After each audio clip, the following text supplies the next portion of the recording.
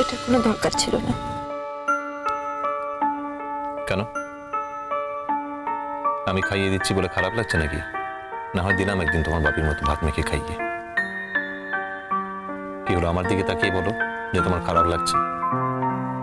তাহলে প্রমিস আমি আর রিপিট করবো না। কি হলো, উত্তর দাও। তুমি তো স্পষ্ট বক্তা মেয়ে, সব কথা স্পষ্ট উত্তর দিতে ভালোবাসো। ভালো না লাগলে স্পষ্ট করে বলে দাও যে তোমার ভালো লাগেনি, আমি আর খাওয়াবো না। আমি কি তাই বলেছি নাকি? ভালো যে লাগছে সেটাও তো বলোনি। ভালো লাগছে কিনা জানি না, তাই বলিনি। তাহলে খারাপ লাগছে? লাগছে না। তাহলে ভালো লাগছে? বললাম তো ভালো লাগছে কিনা জানি না, তবে হ্যাঁ খারাপ আমার লাগছে না। ওকে। খারাপ যদি লাগতো তাহলে আপনাকে আমার 30 মিনিটে দাঁড়াতে দিতাম নাকি? খাওয়ানো তো অনেক দূরের কথা। ওকে, আপাতত আমার এটুকুতে চলবে। নো। কিন্তু আপনি যে বলেন আপনি ঘুমাবেন। একই বিছানায় দুজন মানুষ শুই, একজন যদি না খেয়ে ঘুমিয়ে পড়ে তাহলে আমার কি ভালো লাগবে? আমি না খেলে আপনার কি? আমার কি সেটা ঠিক বলতে পারবো না, তবে পারলে ভালো হতো। বেশ বেশ, আমি কিন্তু আর খেতে পারছি না। খাবে? আমি বলছি তো খাবো না। আমি তো বললাম তুমি খাবে, তোমার যতটা প্রয়োজন আমি তোমাকে অতটাই খাওয়াবো, তার বেশি খাওয়াবো না, চিন্তা নেই। কিন্তু ততক্ষণ অবধি তোমাকে খেতে হবে, কোনো আর্গুমেন্ট চলবে না। নাও। আপনি না ভীষণ ঠাটা। হ্যাঁ, সবাই তাই বলে। ও, তাহলে আপনি এগ্রি করছেন? হ্যাঁ করছি, কারণ আমি জানি আমি ঠাটা, কারণ আমি যেটা ঠিক করি করবো, সেটা করেই ছাড়ি। আমিও ঠিক আপনারই মতো, আমিও যেটা ঠিক করি করব সেটা করেই ছাড়ি। ভালো তো। আর আমি এই মুহূর্তে মনে করছি যে আমি আর খাবো না। দেখো, দুজন শক্তিশালী মানুষ যখন যুদ্ধ করে তখন একজনকে তো হারতেই হয়। এই যেমন তোমাকে এখন হারতে হবে, কারণ আমি ঠিক করেছি আমি তোমাকে এটা খাওয়াবো আর খাইয়েই ছাড়বো। না না, আমি খাবো না, আমি সত্যি বলছি, আমার পেট ভরে গেছে। Please please please. ইমন। না না না, আমি খাবো না, অনেক হয়েছে। ইমন, দেখো ইমন, কত কিছু তো তুমি এ বাড়িতে করো যেগুলো তোমার ভালো লাগে না, তাও তো করো। ভালো লাগার জন্য না হলেও আমার চাওয়ার জন্য, আমার ভালো লাগার জন্য করো। খাও। আমি ছেলে আপনার কি? কি জানি, কিছুই না হয়তো। তাহলে আমাকে খাওয়ানোর জন্য এত জোর কেন করেন?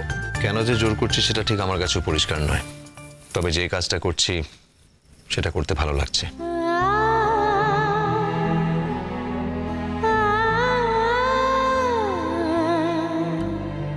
আমার মঙ্গল হবে ভেবে তুমি আজ আলতা করেছিলে।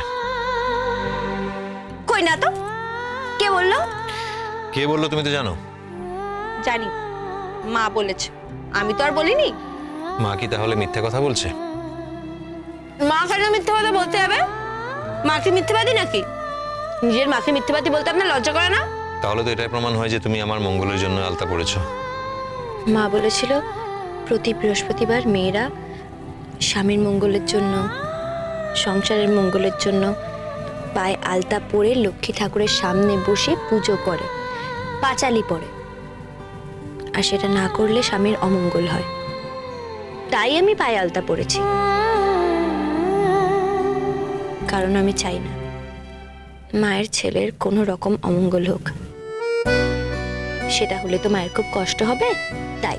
ও, তাহলে মায়ের ছেলের অমঙ্গলের ভয়ে তুমি আলতা পড়েছো, নিজের স্বামীর অমঙ্গলের ভয়ে নয়? না। যাক, বোঝা গেল।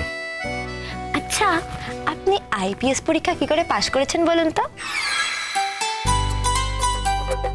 হ্যাঁ হ্যাঁ বলুন, আপনার মাথাতে দেখছি পুরোই গোবর।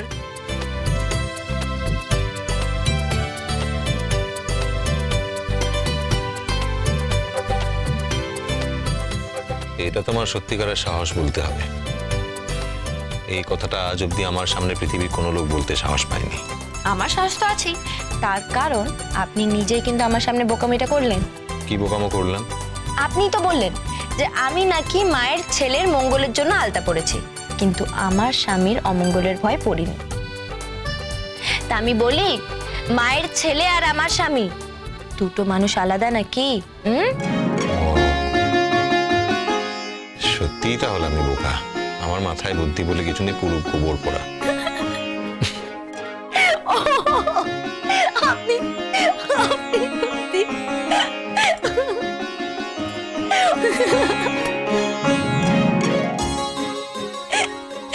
তাহলে তাহলে আপনি আজকে স্বীকার করছেন তো?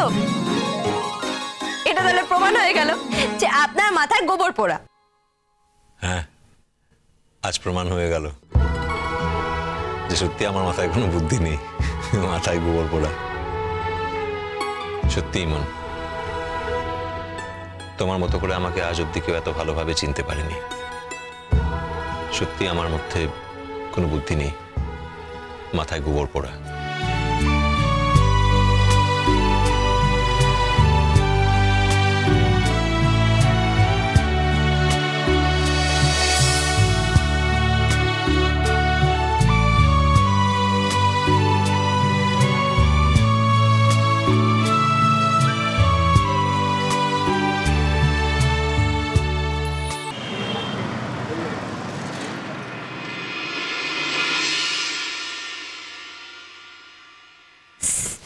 Good morning sir.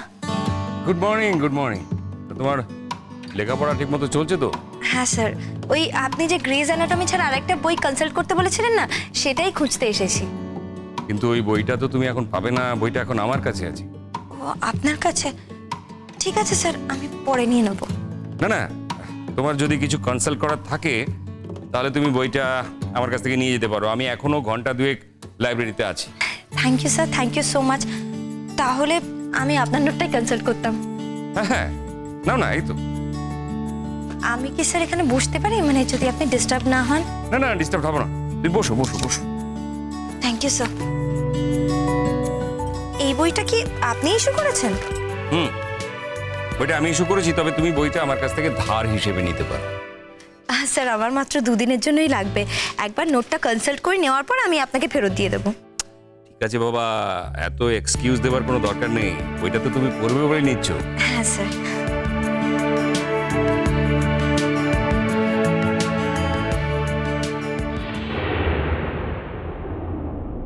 আমার শ্বশুরবাড়িটা কোথায় জানেন তো? মহেশ চ্যাটার্জি লেন। মহেশ চ্যাটার্জি লেন? কি গলি না ওখানে, বাপ রে বাপ! বাস স্টপ থেকে নেমে গলির পর গলি, গলির পর গলি, তস্য গলি, তারপর গিয়ে আমার শ্বশুর বাড়ি। আচ্ছা ইমন, তুমি তো শ্বশুর বাড়িতে থাকো, তা ওখানে কি তুমি তোমার স্বামীর সঙ্গে একা থাকো? না না, আমি বলেছিলাম না আগে, আমাদের বাড়িতে অনেকগুলো লোক থাকে। ও, মানে জয়েন্ট ফ্যামিলি? সেই আমরা 10-12 জন মিলে একসাথে থাকি। ইন্টারেস্টিং। আজকাল তো এরকম ফ্যামিলি খুঁজে পাওয়া মুশকিল, এখন তো নিউক্লিয়ার ফ্যামিলির যুগ। না স্যার, ওই বাড়িতে প্রচুর লোক, খুব অদ্ভুত একটা বাড়ি। অদ্ভুত? এ বাবা, স্যারকে আমি এক্ষুনি কি বলতে যাচ্ছিলাম? অদ্ভুত মানে কি বলুন তো? অনেকগুলো লোক তো বাড়িতে, এক একজনের এক এক রকম মত, তাই বললাম আর কি। আচ্ছা ইমন, তুমি ও বাড়িতে ঠিকঠাক লেখাপড়ার সুযোগ পাও তো? সুযোগ করে নিতে হয় স্যার। এই আশঙ্কাটাই করছিলাম। আমি তোমাকে একটা কথা বলে রাখি ইমন, লেখাপড়ার সঙ্গে কখনো অন্য কিছুকে কম্প্রোমাইজ করবে না। তোমার কাজ লেখাপড়া করা। এক একজন মানুষ এক একটা কাজ করতে এই পৃথিবীতে আসে বলে আমার বিশ্বাস। তোমার কাজ একজন ভালো ডাক্তার হওয়া, অনেক মানুষের সেবা করা। কিছু মানুষের সেবা করার জন্য, কিছু মানুষের সঙ্গে অ্যাডজাস্টমেন্ট করার জন্য অনেক মানুষের ক্ষতি করো না কখনো। হতেই পারে একদিন না একদিন ওনার সঙ্গে আমার দেখা হয়ে গেল। তোমার ঋষিমণির নাম কি? কুমুদিনী।